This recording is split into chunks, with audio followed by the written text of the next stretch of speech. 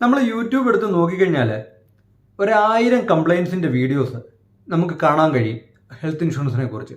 അതിൽ ഭൂരിഭാഗം കംപ്ലയിൻസും പറയുന്നത് തങ്ങൾക്ക് ക്ലെയിം കിട്ടിയില്ല, തങ്ങളെ കബളിപ്പിക്കപ്പെട്ടു.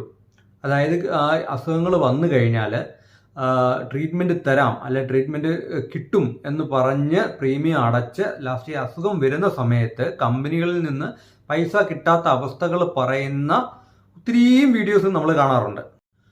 പലപ്പോഴും നമ്മൾ ഇതിൻ്റെ കാരണം അന്വേഷിച്ച് പോയി കഴിഞ്ഞാൽ അതിലൊരു ഭൂരിഭാഗവും കാരണങ്ങൾ കമ്പനിയുടെ ഭാഗത്തായിരിക്കത്തില്ല. അതായത് ഈ പ്രൊഡക്റ്റ് സെല്ല് ചെയ്ത ഏജന്റ് അല്ലെങ്കിൽ അഡ്വൈസർ ഒരു മിസ്ഗൈഡ് ചെയ്ത് ആൾക്കാരിൽ മിസ്ഗൈഡ് ചെയ്ത് ഈ പ്രോഡക്റ്റ് മിസ്സെല്ല് ചെയ്തതിൻ്റെ ഭാഗമായിട്ടായിരിക്കും കൂടുതലും നമുക്ക് ക്ലെയിം കിട്ടാത്തൊരവസ്ഥ ഉണ്ടാവാറ്. അങ്ങനെ വന്ന ഒരവസ്ഥയെക്കുറിച്ചാണ് നമ്മളിന്ന് പറയുന്നത്. ഏകദേശം ഒരു മാസം മുമ്പ് നമ്മുടെ ഏറ്റവും വലിയ പൊതുമേഖലാ ബാങ്കിൽ ഒരു ലോൺ പുതുക്കി വെക്കാൻ പോയ ഒരാൾക്ക് സംഭവിച്ച കാര്യത്തെക്കുറിച്ചാണ് നമ്മളിന്ന് പറയുന്നത്. നമ്മൾ ഈ വീഡിയോ ഒരു എഡ്യൂക്കേഷൻ പർപ്പസിന് മാത്രമായതുകൊണ്ട് ബാങ്കിൻ്റെ പേരോ അല്ലെങ്കിൽ ഇത് സംഭവിച്ച ആളുടെ പേരോ നമ്മൾ പറയുന്നില്ല.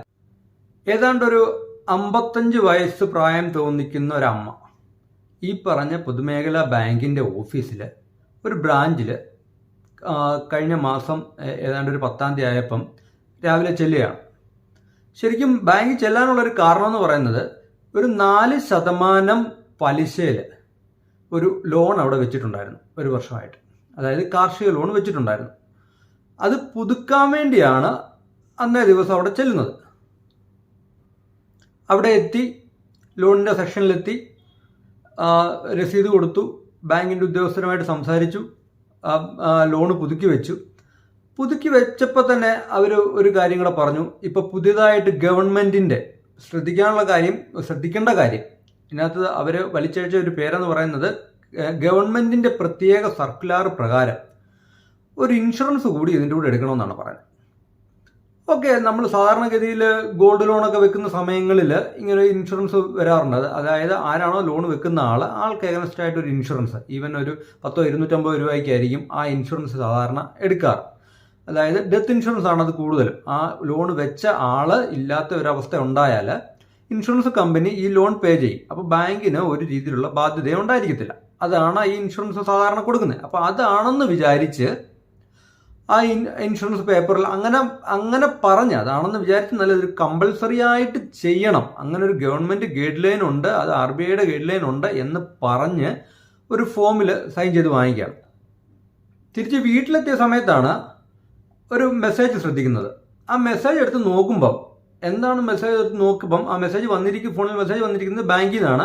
മെസ്സേജ് ഓപ്പൺ ചെയ്യുമ്പോൾ മെസ്സേജിൽ ഇത്രയാണ് പറഞ്ഞിരിക്കുന്നത്: അക്കൗണ്ടിൽ ബാലൻസ് ഉണ്ടായിരുന്ന 11,500 രൂപയോളം ഇൻഷുറൻസിൻ്റെ ആവശ്യത്തിന് വേണ്ടി കട്ട് ചെയ്തിരിക്കുന്നു.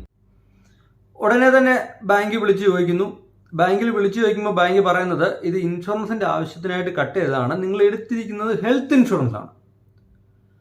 ഒരിക്കലും മനസ്സിലാവാത്തൊരു കാര്യമാണ് എന്തിനാണ് ഹെൽത്ത് ഇൻഷുറൻസ് ഈ ലോണിന് എഗനസ്റ്റ് ആയിട്ട് കൊടുക്കുന്നതെന്ന്. കാര്യം നമ്മൾ വേറെ ബാങ്കുകളിലും പിന്നെ അന്വേഷിക്കാൻ തുടങ്ങി.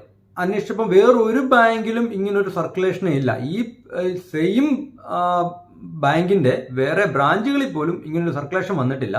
ഇവിടെ മാത്രമാണ് ഉണ്ടെന്നും പറഞ്ഞിട്ട് സൈൻ ചെയ്ത് വാങ്ങിച്ചിരിക്കുന്നത്.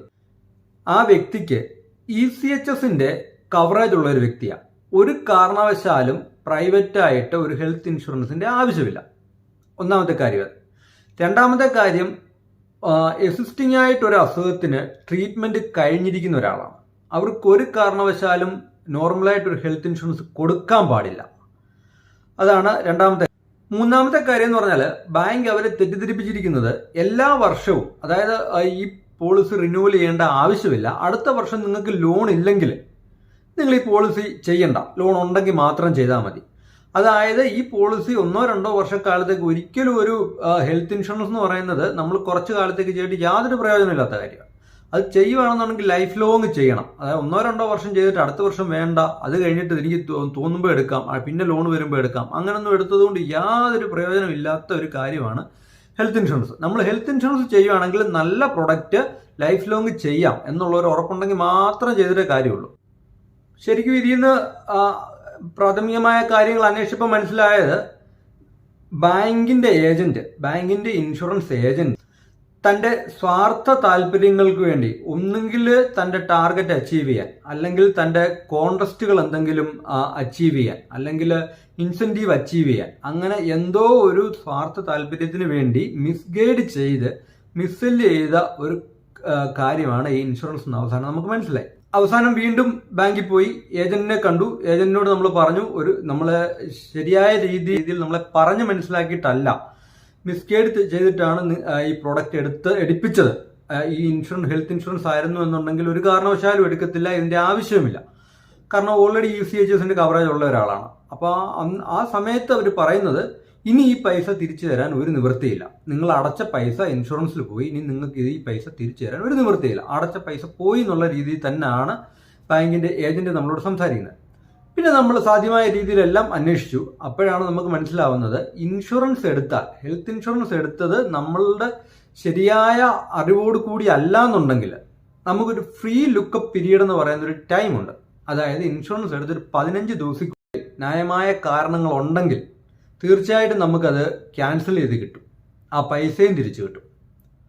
അപ്പോൾ ഉടനെ തന്നെ നമ്മൾ ചെയ്യേണ്ടതെന്ന് പറഞ്ഞാൽ, തീർച്ചയായും ഇവിടെ ചെയ്യേണ്ടി വന്നത് ഒരു പരാതി എഴുതുക എന്നുള്ളതാണ്. ശ്രദ്ധിക്കേണ്ട കാര്യം, നമ്മളിവിടെ അപേക്ഷയല്ല എഴുതി കൊടുക്കുന്നത്, പരാതിയാണ് എഴുതി കൊടുക്കുക. പരാതിയിൽ പ്രത്യേകം മെൻഷൻ ചെയ്യുക എന്താണ് സംഭവം. അതായത് പരാതിയിൽ ഇങ്ങനെ വരാൻ പാടില്ല, നമുക്ക് ഇഷ്ടമുള്ള അന്നേരം തോന്നി എനിക്ക് ഇൻഷുറൻസ് എടുക്കാൻ, ഇപ്പം തോന്നുന്നു എനിക്ക് ഇൻഷുറൻസ് വേണ്ട, അങ്ങനല്ലാതെ ന്യായമായ കാരണങ്ങൾ, അതായത് എന്തെങ്കിലും രീതിയിൽ നമ്മളെ തെറ്റിദ്ധരിപ്പിച്ചാണ് ഇത് നമ്മളെ കൊണ്ട് എടുപ്പിച്ചതെങ്കിൽ തീർച്ചയായിട്ടും അത് ക്യാൻസൽ ചെയ്ത് തരാനുള്ള ഒരു ടൈം പീരീഡ്, 15 ദിവസം ടൈം പീരീഡ് നമുക്ക് തിരിച്ച് ചിന്തിക്കാനുള്ള ടൈം പീരീഡ്.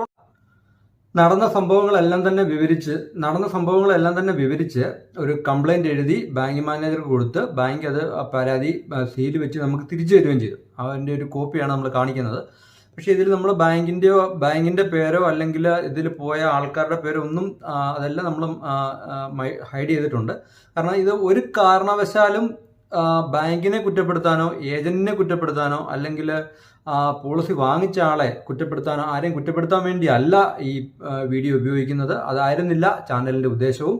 നമ്മൾ പോളിസി എടുക്കുന്ന സമയങ്ങളിൽ, അതായത് ഏജന്റ് ആയാലും എടുക്കുന്ന ആൾക്കാരായാലും പ്രാഥമികമായിട്ട് നമ്മൾ ശ്രദ്ധിക്കേണ്ട കുറച്ച് കാര്യങ്ങൾ, അതിനെക്കുറിച്ച് മാത്രം ബാക്കിയുള്ളവരുടെ അടുത്ത് ഷെയർ ചെയ്യുക എന്നുള്ളത് മാത്രമേ ഉള്ളൂ. അതുകൊണ്ടാണ് ഇത് മാസ്ക് ചെയ്തിരിക്കുന്നത്.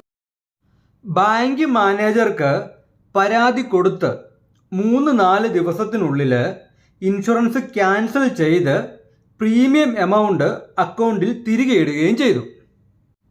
ഇവിടെ നമ്മൾ മനസ്സിലാക്കേണ്ട ഒരു കാര്യം, ECHSന്റെ കവറേജ് ഉള്ളതുകൊണ്ടാണ് ഹെൽത്ത് ഇൻഷുറൻസ് ക്യാൻസൽ ആക്കിയത്.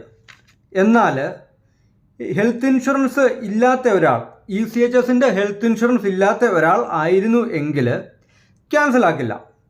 എന്നാൽ ഏതെങ്കിലും സാഹചര്യത്തിൽ ഹോസ്പിറ്റലിൽ അഡ്മിറ്റ് ആകേണ്ട ഒരു സമയം വന്നാൽ ഹെൽത്ത് ഇൻഷുറൻസ് ക്ലെയിം ചെയ്യുമ്പോൾ 100% ഈ ഇൻഷുറൻസ് ക്ലെയിം കിട്ടില്ല.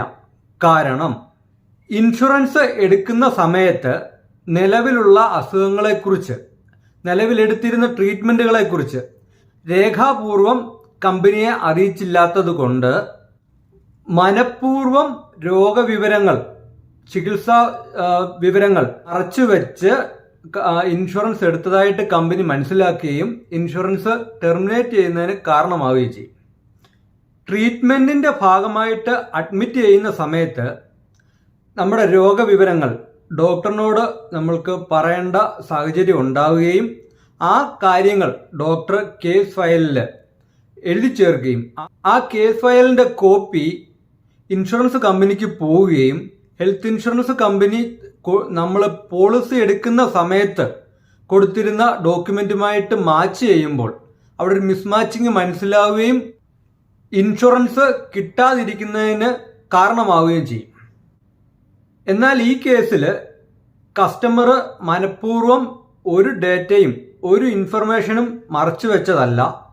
ശരിയായ രീതിയിൽ ബാങ്കിന്റെ ഇൻഷുറൻസ് ഏജന്റ് കാര്യങ്ങൾ കസ്റ്റമറെ പറഞ്ഞ് മനസ്സിലാക്കാത്തത് കൊണ്ട് വന്ന കുഴപ്പമാണ്. എങ്കിൽ കൂടി ഈ പോളിസി ടെർമിനേറ്റ് ചെയ്യാനുള്ള സാധ്യത വളരെ കൂടുതലാണ്, ട്രീറ്റ്മെന്റ് ലഭിക്കത്തുമില്ല.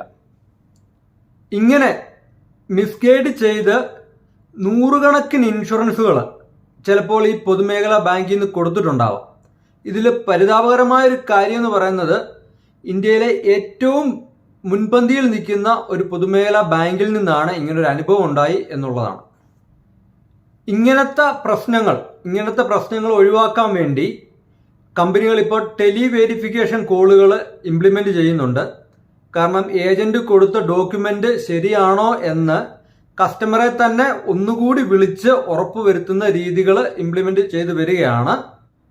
ഹെൽത്ത് ഇൻഷുറൻസിന്റെ സുതാര്യത കൂടുന്നതിനും ക്ലെയിമുകൾ ഉറപ്പുവരുത്തുന്നതിനും അർഹതപ്പെട്ടവർക്ക് ക്ലെയിം കിട്ടുന്നതിനും ഈ ടെലി വെരിഫിക്കേഷൻ കോളുകൾ ഉപകാരപ്രദമാകുമെന്നാണ് നമ്മൾ പ്രതീക്ഷിക്കുന്നത്.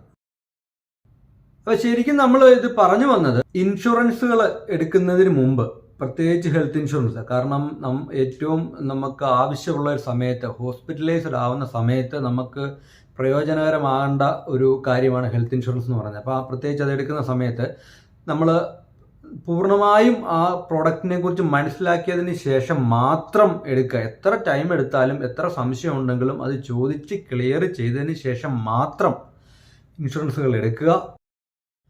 എന്തൊക്കെയാണ് ഒരു ഹെൽത്ത് ഇൻഷുറൻസ് എടുക്കുമ്പോൾ നമ്മൾ പ്രധാനമായിട്ട് ശ്രദ്ധിക്കേണ്ടത് എന്നുള്ള കാര്യത്തെക്കുറിച്ച് നമ്മൾ പ്രത്യേക ഒരു വീഡിയോ ചെയ്തിട്ടുണ്ട്. നിങ്ങളുടെ ചാനലിൽ പോയി കഴിഞ്ഞാൽ നമുക്കത് കിട്ടും. അതിലൊരു ചെക്ക് ലിസ്റ്റ് നമ്മൾ വെച്ചിട്ടുണ്ട്. ആ ലിസ്റ്റുകൾ വെച്ചിട്ട് ഏതൊരു കമ്പനിയുടെ ആയാലും, നിങ്ങൾക്ക് ഏതൊരു കമ്പനിയുടെ അല്ലെ പല കമ്പനികളുടെ പ്രൊഡക്റ്റുകൾ എടുത്തിട്ട് ഇന്ന കാര്യങ്ങൾ, ഓരോ കമ്പനിയും എന്തൊക്കെയാണ് ഓഫറുകൾ വെക്കുന്നത്, ആ ഓഫറുകളിൽ ഡീറ്റെയിൽ ഒരു പേരിൽ മാത്രം ഒരു സാധനം ഉണ്ടോ, ഒരു റീസ്റ്റോറേഷൻ ഉണ്ടോ എങ്കിൽ ഓക്കെ റീസ്റ്റോറേഷൻ ഉണ്ട് എന്ന് മാത്രമല്ല, റീസ്റ്റോറേഷൻ ഓരോ ടൈമിലും എങ്ങനെയാണ് വർക്ക് ചെയ്യുന്നത്, ഓരോ സിറ്റുവേഷനിൽ ഓരോ ഇതെങ്ങനെയാണ് വർക്ക് ചെയ്യുന്നത്, ഓരോ ടൂളുകൾ എങ്ങനെയാണ് വർക്ക് ചെയ്യുന്നത് എന്ന് വ്യക്തമായി ആലോചിച്ച് മനസ്സിലാക്കിയതിന് ശേഷം മാത്രം ഹെൽത്ത് ഇൻഷുറൻസ് എടുക്കുക.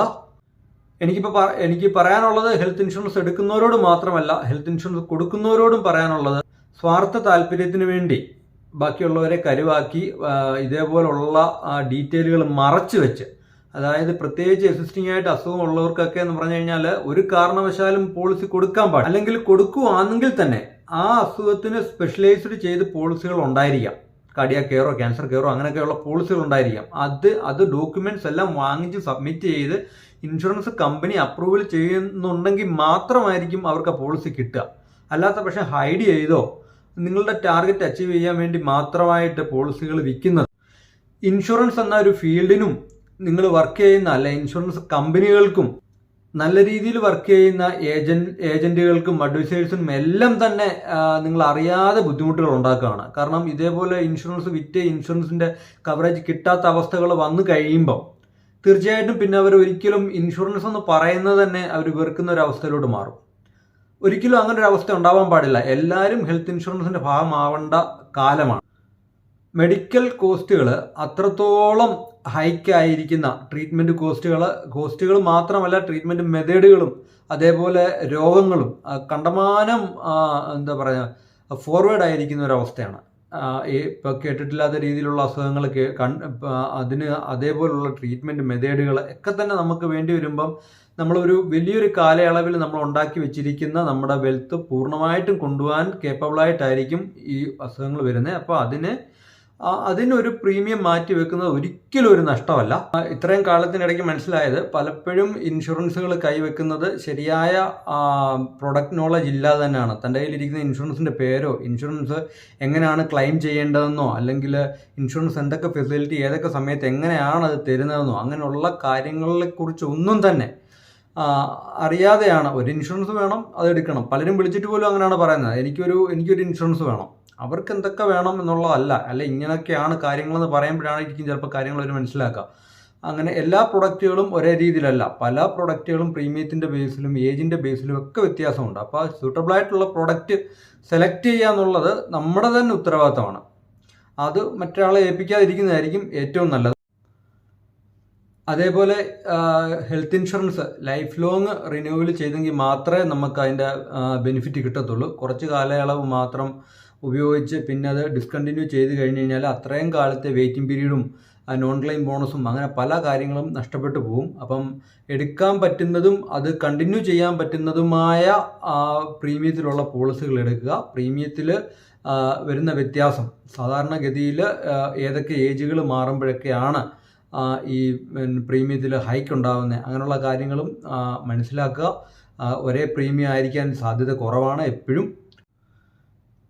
സ്റ്റാർ ഹെൽത്ത് ഇൻഷുറൻസ് എടുക്കുന്നതിനോ ഹെൽത്ത് ഇൻഷുറൻസ് സംബന്ധമായ എന്തെങ്കിലും സംശയങ്ങൾക്കോ നിങ്ങൾക്ക് ഈ കൊടുത്തിരിക്കുന്ന നമ്പറിൽ എന്നെ കോൺടാക്റ്റ് ചെയ്യാവുന്നതാണ്. എൻ്റെ വീഡിയോ നിങ്ങൾക്ക് ഉപകാരപ്രദമായി തോന്നുന്നു, നിങ്ങൾക്ക് ഇഷ്ടപ്പെട്ടു എന്നുണ്ടെങ്കിൽ ലൈക്ക് ചെയ്യുക, അഭിപ്രായങ്ങൾ കമൻറ്റ് ബോക്സിൽ രേഖപ്പെടുത്തുക. നന്ദി, നമസ്കാരം.